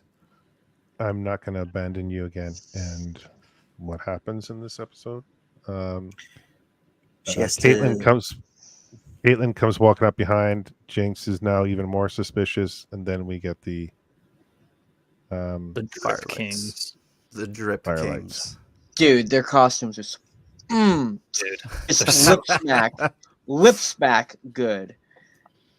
So this I this want is a Echo's great. mask. You want Echo's mask? You like that? Yeah, Yeah. I want Yeah, no, hands down. I like going to comic conventions. You see everybody with those stupid Court of the Owls, white mask walking around. Like I want a mask hanging on my wall of Echo's face. Like that's so good. So he's good. definitely got the best mask out of all of them for sure, and they definitely did that on purpose. You have to spot the main character. I like Bat Guy's mask way better. It's more my style.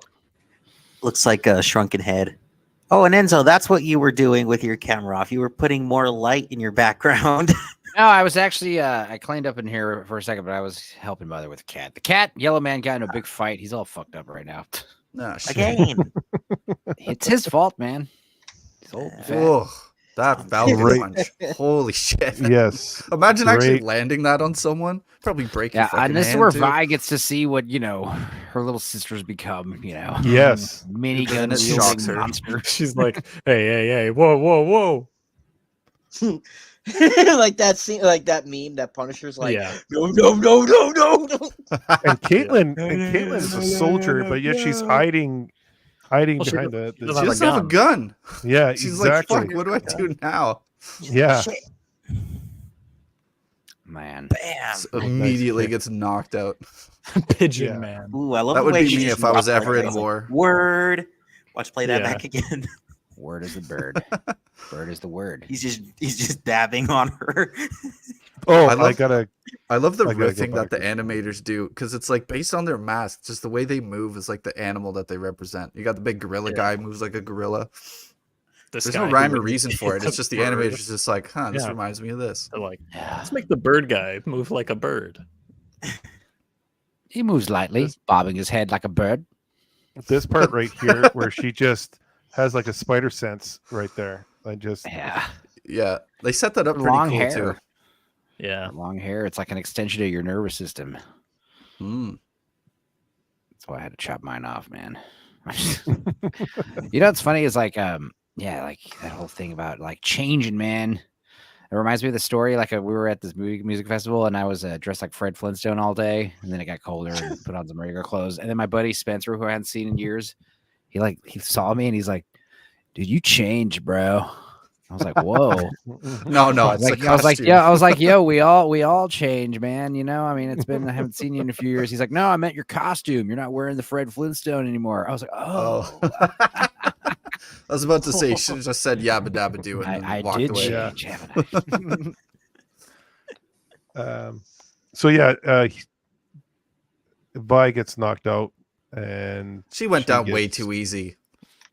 Oh yeah. Given the crack to fact the that she base of could the skull. fall down like three Yeah, I was gonna stories. say, No. wouldn't anybody get knocked out real quick if you hit him in the back of the head like yeah, that? But You here's the would, thing, man. But you would also knocked out- die if you Yeah, it felt like would she not did. be good. If you Yeah. if you not knocked out that hard from a back blow of a rifle butt, like normally what should happen is like you get hit on the back of the head, it's like like one of those. But if you go bam unconscious, then yeah, you have like a serious like a cranial fracture, a concussion, Internal at least. bleeding. Yeah. well, it's what's your T3, T2-3, and 4. If you get like a fracture or you get hit really hard there, you don't breathe no more, as they say. Oh my god. 4 or What the 5 hell? keeps the lungs alive. That's what they say about the cervical spine, not the T. Sorry, the cervical. Wow. And Damn so it, comic like, books, you lied to me. yeah, so like You she would lied have to been, she would have probably died getting a hit in the back of the Yeah. head like They that. take her back to the base and they realize like her head's all swollen now, and it's just like, oh, she's not looking good, dude. All her head's all shiny, red. It's like, ooh, might have hit her too hard. I didn't do that. Who are we gonna blame? Let's blame it on Fred. Yeah, that's a good idea. Nobody likes Fred anyway. Fuck Fred. But Yeah, it's they wake her up, convenient. she's just a She's vegetable. unconscious. Yeah, Hollywood does that all the time. I'll forgive it. Yeah. Yeah, It's like the thing with Uzis. The guy's just moving his Uzi around and shooting everybody. No, the Uzi would just jackhammer you in place and your arm would be going up into the air. Also, just Yeah. getting shot somewhere in your body just kills you instantly. Like rattle around in pain, bleeding everywhere. Ow! it caused brain damage. Yeah. So yeah, we're getting to the scene where the night flies are like Night flies. is Fly it night night. flies? what are they called? We'll call them Fly Night. I'm Fly struggling tonight. I'm just like the off. night Now flyers. I'm screwed up because we said it Firelights. wrong too many times. Firelights. Fire. Like I'm just like Fire lights. I got like this Firelight. massive cold in my head, and I'm Liar like foggy. fight. I'm just like, Wait, in your head? Like, you should get that checked out. yeah. So yeah, like they take Vi, and that's the Jinx has lost it. So especially Vi just saying, "I'll never leave you again," and now And she leaves she's her. Jinx. Yeah, she's gone, and Jinx is, She gets a little alone. upset. That bit She's uploaded mad. again. We also get to So- see her little scratch film effect, which means her psyche's fracturing, basically. And that's pretty much Which the I don't know how you dictionary could of Jinx. fracture Thank more you. than she already is. Yeah. Sorry, I'm struggling tonight. I'm actually going for surgery on Monday, so Oh, that's shit. just- Oh shit! yeah. Hopefully it's not serious. No, just getting the face done. Oh right, you were talking. Wait, you getting about plastic Yeah. that. That's right. surgery? What? No, I'm getting the nose done. My nose is I got to get a reset. So Oh. Oh. a lot of issues with the nose. Ah. That's what happens. Oh, you're gonna be like Salty you- Cracker. He's got a big plug in his nose. Sports, yay, sports. That's what happens when you do sports. Oh shit! So general thoughts of this episode, you guys. I know Platoon, if they're still there. I know you're struggling with a cold too. You mentioned that it's like all over. It bounces around quite a bit. Yeah. No, sorry. I've got apparently Mauler has the flu, and I think I caught it via open bar. So I've gone downhill really quickly. It's great fun. I can't rate this episode. I think I'd need to watch it again because honestly, it's just slipping out of my mind way too quickly. It might be a function of how much it jumps, or it might just be the fact that I'm manically busy and unwell. Or both. Yes, I'm kind of in the same boat as you, sir. But I appreciate you That's joining what us. Hotel gave you the flu. Yeah, it could be that as well. Yeah. Yes. You were smart to bail on day 2, man. Hostman, Bullet. what's your general thoughts? This one it's a pretty good episode. It has probably 2 of the most memorable scenes in the entire show, but they're sandwiched right at the end, and then it spends a lot of time just go. Come on, we got to get here. We got to get through this. We gotta get to the what's going to happen in the next episode, because that's going to be really just bam. They need to set all that up. They just need to get through it as quick as they can. But this one does have a couple of shining moments in it. It does have some nice subtext with the mutation must survive kind of aspect of Victor's character. So, like, if we're giving ratings, I'd probably give it a 8 out of 10. It's not my favorite episode, but it does have some fairly decent elements in it. It's not like the best is going to be in the finale. That's what they're saving up for. Andrew? Yeah, good episode. Like the rest. Yeah, the most memorable is the last 2 scenes with Vi finding Jinx, and then also Vi running into Silco. But other than that, it is a lot of setup for the next act. Because episode 6 kind of acts as the final act of Act 2, leading into Act 3. And it is a weird sort of setup because it does feel like stuff does go by pretty quickly, but I think the Victor stuff is pretty strong. The Jason Mel stuff do kind of slip past you a bit. I'd probably give it a 7. I think it's 7. Really good stuff. A lot of stuff that goes by though, but still strong overall. Zach, your thoughts, bro?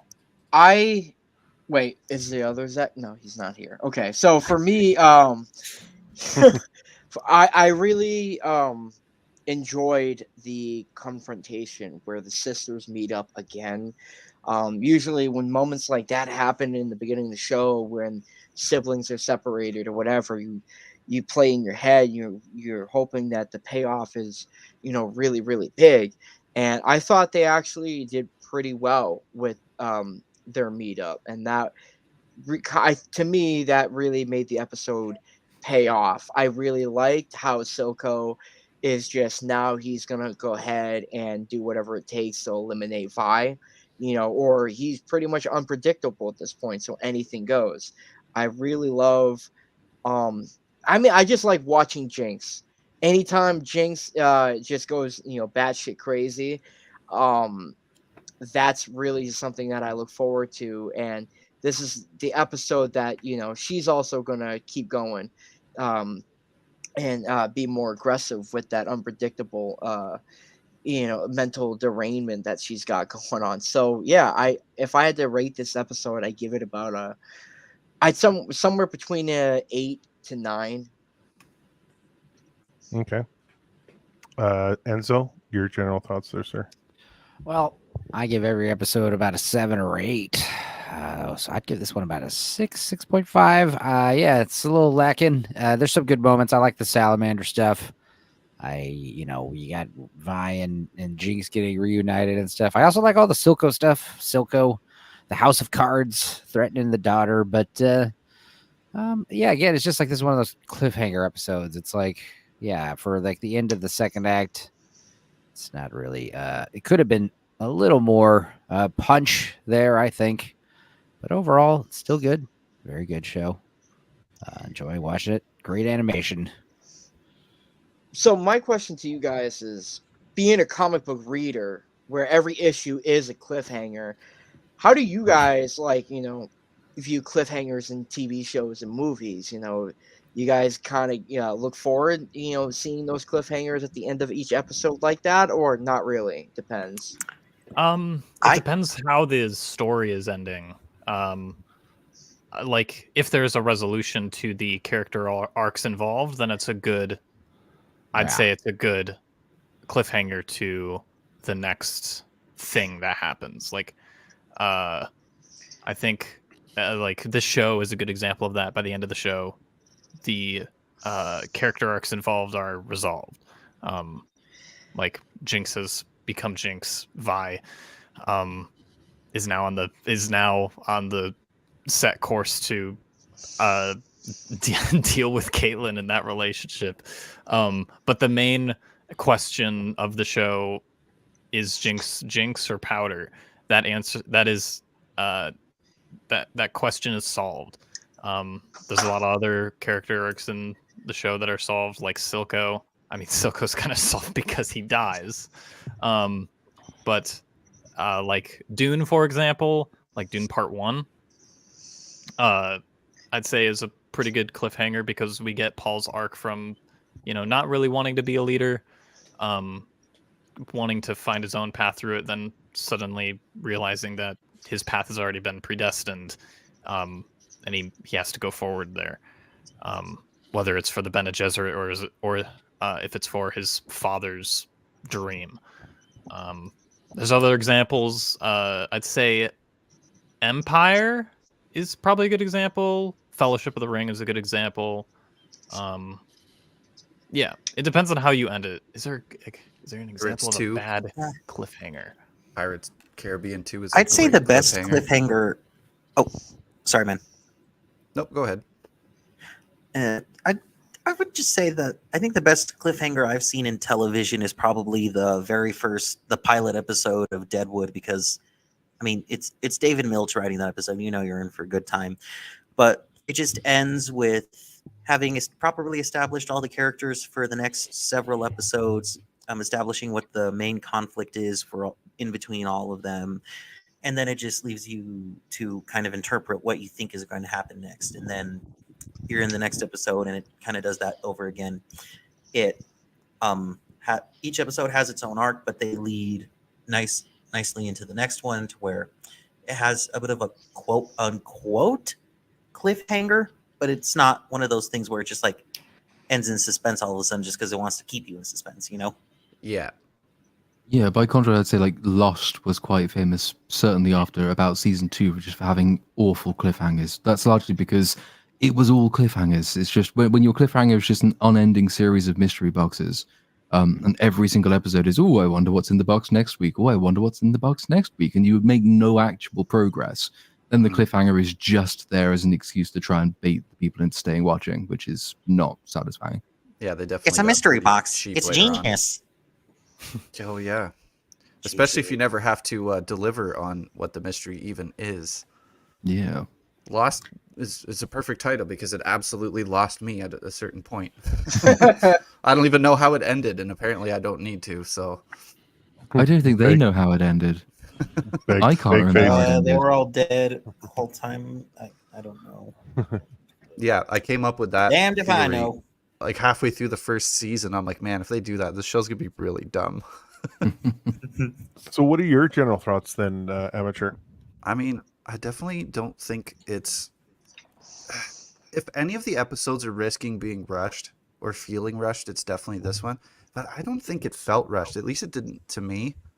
There's maybe like one or two editing decisions that probably would sway that for a lot of people. But man, it kind of felt like you were just getting a lot of story beats, like quickly, most of which felt very organic. There's a bunch of setup and payoff here. As far as like the climax being sort of like sufficient, I don't think there was really much of a hope of them matching episode 3. So I think it sort of gets undersold, but I mean, it was fine for me. Like the cliffhanger feels very organic. Like I would have left it there. I do like this episode a lot. I'm just trying to think. I had another point here, but I'd still have to give it like an 8 out of 10. Like even coming home after watching Dune 2, it didn't like, it didn't feel like this huge deflation of like, oh, now I got to sit here and watch this. I was like, I was still invested watching it for probably the 6th time now. Yeah, but thinking back, this episode was definitely hard to find footage to find clips, because it just cuts back and forth and it's like, oh, is it in this part of the episode or this part of the episode? I don't think it's the weakest episode. I actually do think the last episode is the weakest episode. Yeah, I know. Crazy. There's things about it that are great, but there's also things about it that I think are dumb and shouldn't have been done that way. Crazy. Would the last episode be a bad In the cliffhanger? bin. I mean, I it don't ends think on it's quite a a bad. staggering cliffhanger. It is a staggering cliffhanger. I don't think it's just don't like necessarily a that. bad one. I hate it when a But, show or a movie ends and your reaction is like, oh. Well, they kind of, yeah, exactly. With That me, it was more of exactly like, my that's it. reaction when I saw That's the Infinity end of War. season 1. Shit, I need more. Yeah. I need more. It's like, damn it. More. I don't know. Yeah, Just I hated that they put Vi into like the sidelines and there was like nothing she could do about it and just became like basically an NPC in her own story. It just felt kind of weird. But I just thought of another bad. that's basically cliffhanger. my only like glaring issue with it. But yeah, I'd feel comfortable giving this an 8 out of 10. I do like this episode.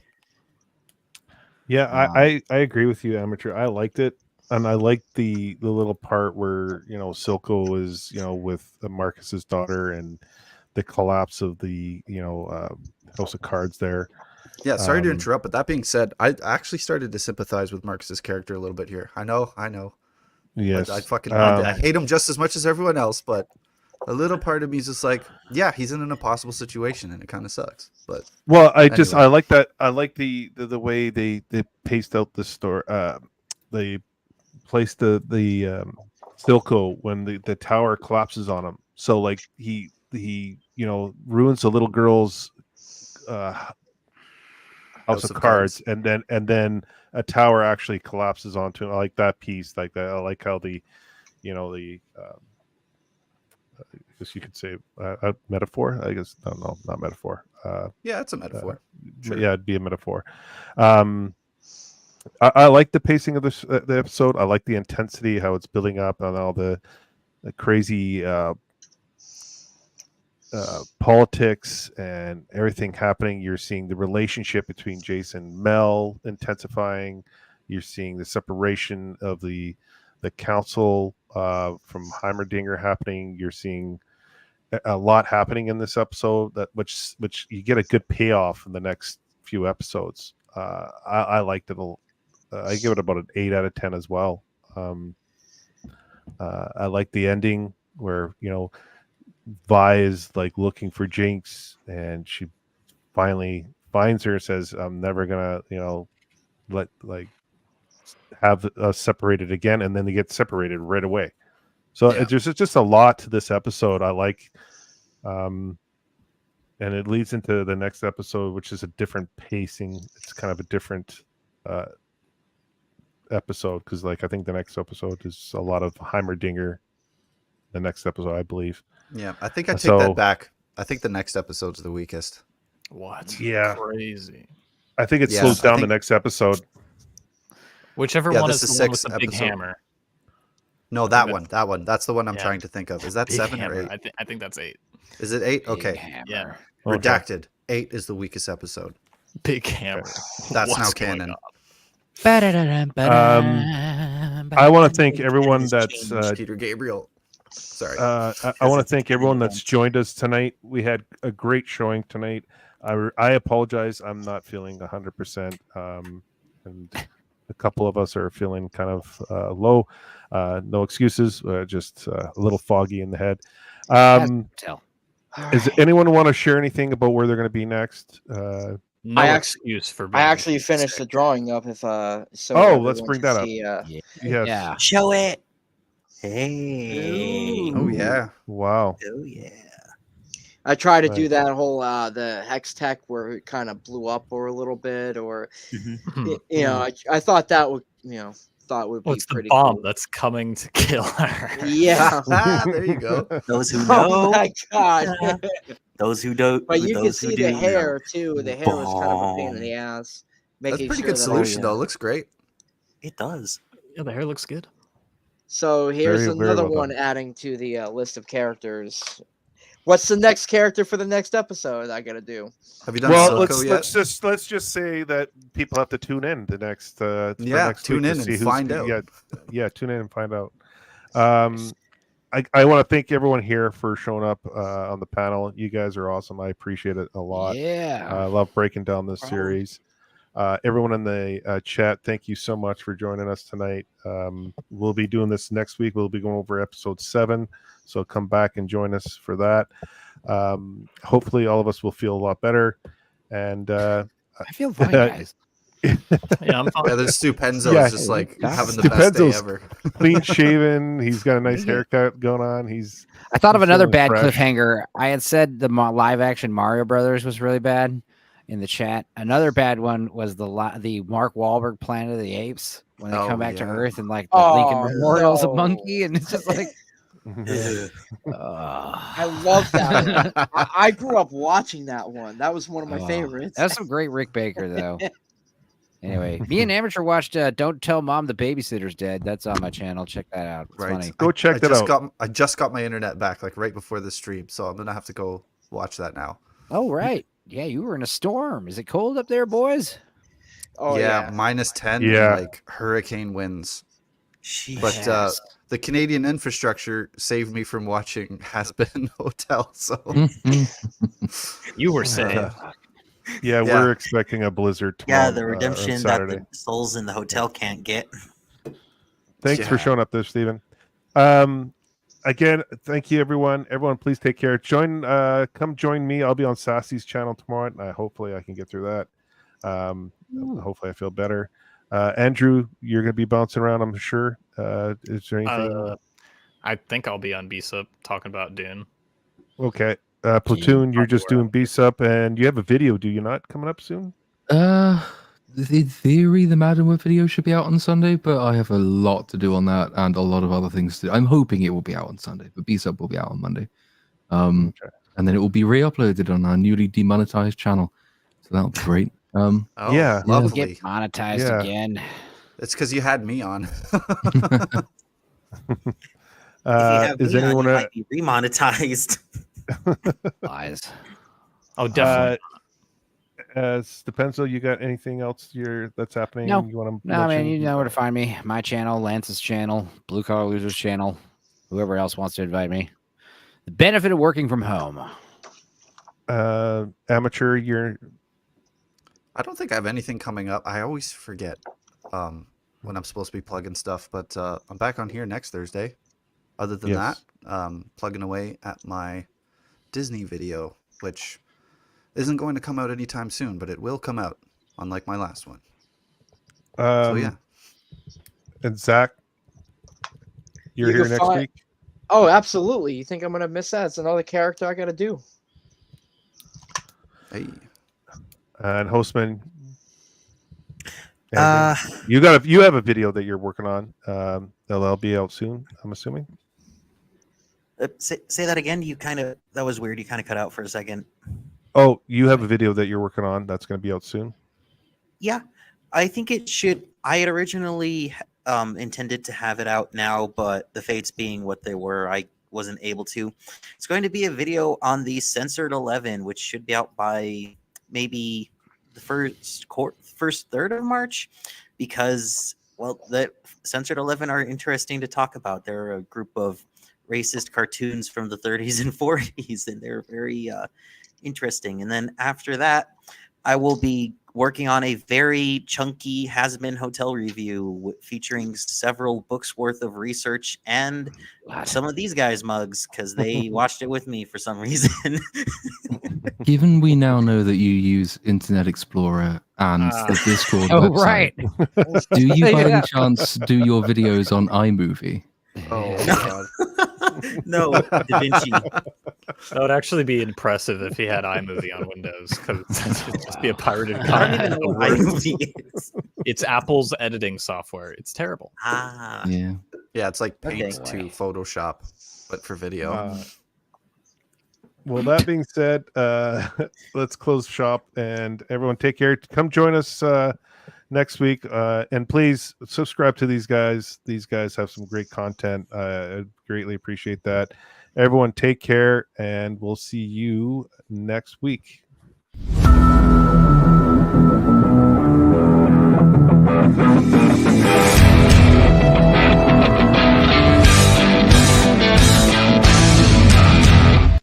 You ever dance with the devil in the pale moonlight?